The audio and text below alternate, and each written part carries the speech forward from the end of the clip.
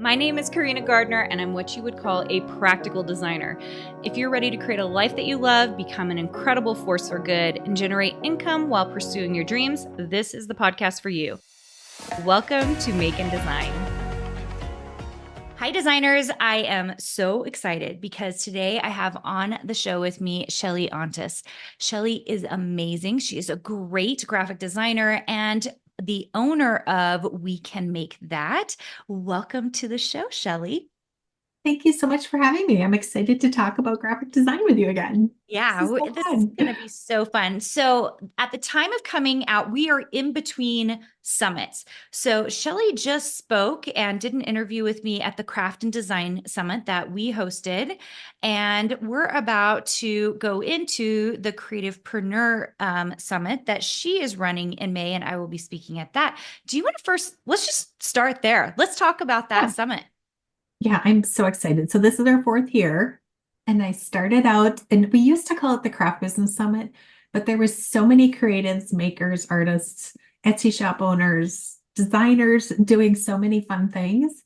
And we even have people who are massage therapists or realtors come in and they're able to grow their behind the scenes business with all of the different sessions that we have. So I'm excited and really excited to watch your sessions. So It's going to be fun. I know. I was like, oh my gosh, it's been a while since I've been in. So I get invited to crafting summits a lot. So I'm like, I'll do crafting. And so then I don't really talk about business. The opposite end is I speak a lot at business conferences and stuff. And so then all I'm talking about is like building like a multi-million-dollar business. Like, so it's like totally separate.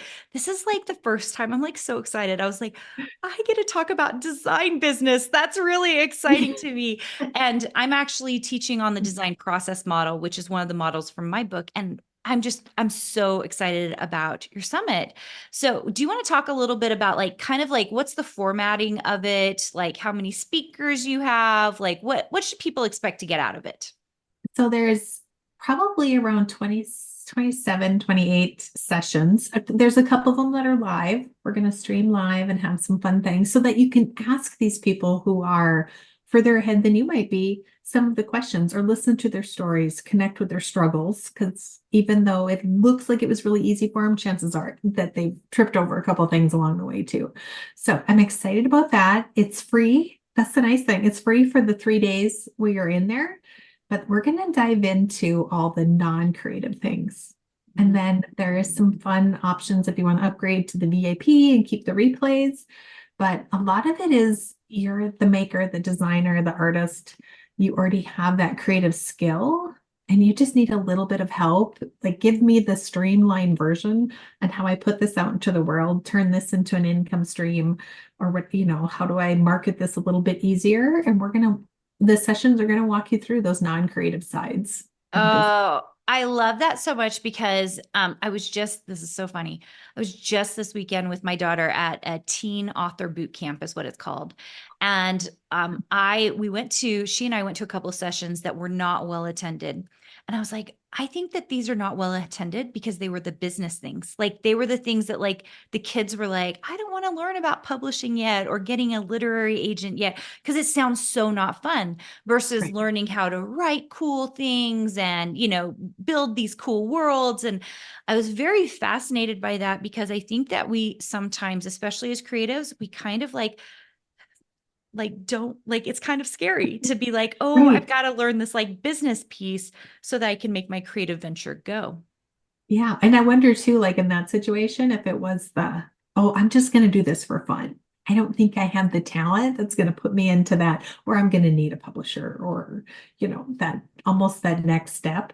But if you could watch some of those people in that next step and see really maybe how close you are to getting there, it could really be a game changer for you or your family Yeah. and your family. So true. Now that was interesting when you said like maybe I'll just do this for fun because I hear this all the time from designers or people who are wanting to get into the design world or the creative space or even if have a lot of fine artists in our program and they're like I was doing this for fun and I finally figured out maybe I should not just do it for fun, but it's almost like you have to be in the pain of that for a while like where you're like just spending money on art supplies and classes and stuff to be like maybe I should make some money doing this. How often do you run into that? I think that's probably what pushed me to that next level too, is, well, you could just make that for me. Mhm. Or you could just create that for me. Or can I just use that design? And then with the digital space in the last 10 years has just exploded the opportunity. Fine artists. It used to be really hard to get printed or just on note cards or that kind of thing. Like if you wanted to make your own and just give them to your mom, a set for your mom, to your mom for Mother's Day was even almost kind of impossible unless you just literally hand painted each one of them. So now with the ease of all the digital world, it's really opened up. And I think that's even pushed a few more designers on. I can really share like you were not given this talent so that you could just keep it for yourself. It's got to be more than just, in a closet up in your spare bedroom. Yeah. Agreed. So amazing. Yeah, I love that so much. So, you still do crafting. You like have a crafting space that you guys are still like fully into doing projects and all of that. So, do you think of you really owning like basically two different business, like the creativepreneur business and then the crafting business, or do they feel like they're together? Tell me a little bit about that. I And there are some that will craft and only craft, and that's all they want to do with it. I have a friend who does crocheting, and she said, I will do a lot of things and turn them into a side hustle, but I just want crocheting to be my one fun me time. And when she said that to me about 5 years ago, I was like, oh, I don't do anything for fun anymore. Mm. It's like I totally lost that. And now that my kids have moved out and we've got this empty nest, and I've even taken over another bedroom with all my fun, and I'm like, sometimes I just have to go sit and do something fun. I just made a rug with some jelly rolls a couple weekends last weekend with my mom. She's 75. Don't tell her I told you. And None of you listening, you didn't hear yeah, that. yeah, Okay. don't tell Grammy, but so anyway, we made rugs, and I was like, we're gonna make what? Whatever. It's your birthday, Mom. Oh my God. I'm loving it. I'm gonna go make four more by the end of the month. So fun. I love that.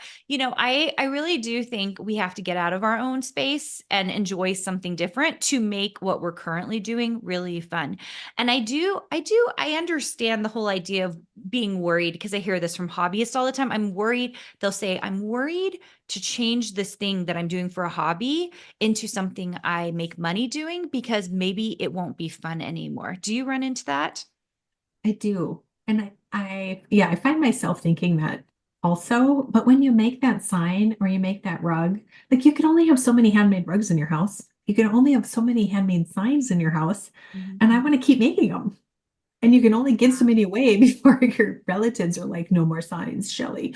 So it's a fun way. And there's so many easy ways to do business now that Mhm. it doesn't have to replace your full-time income.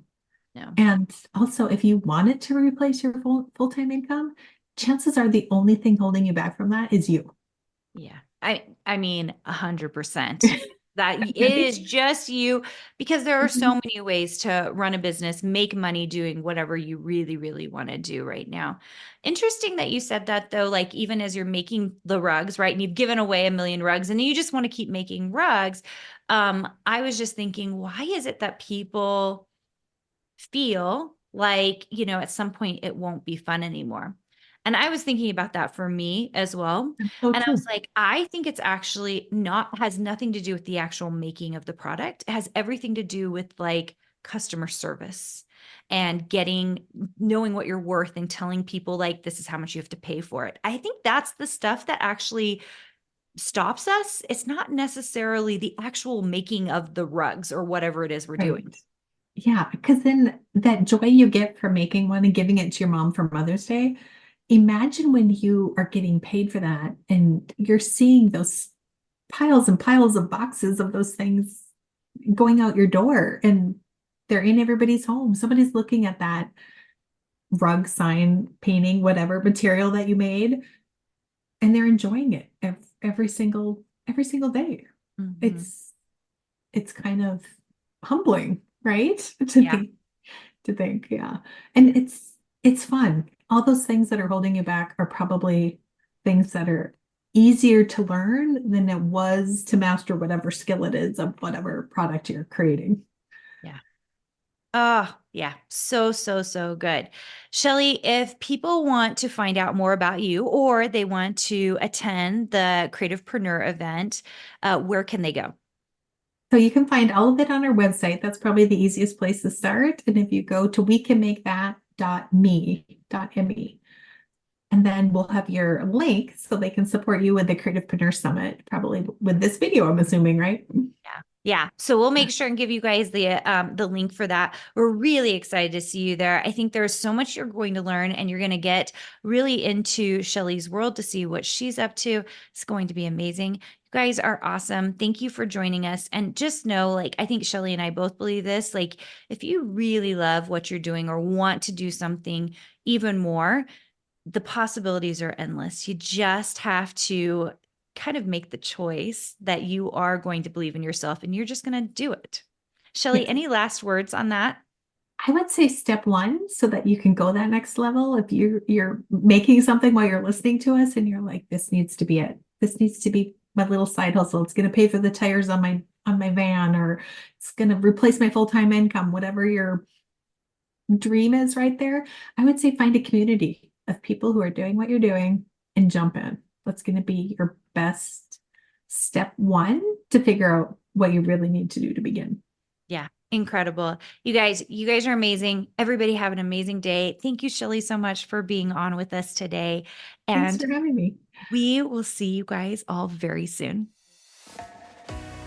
Did you know you have access to more free design content, die cut files, and sewing patterns? Join our exclusive VIP group for free by going to designsweetcourses.com/free.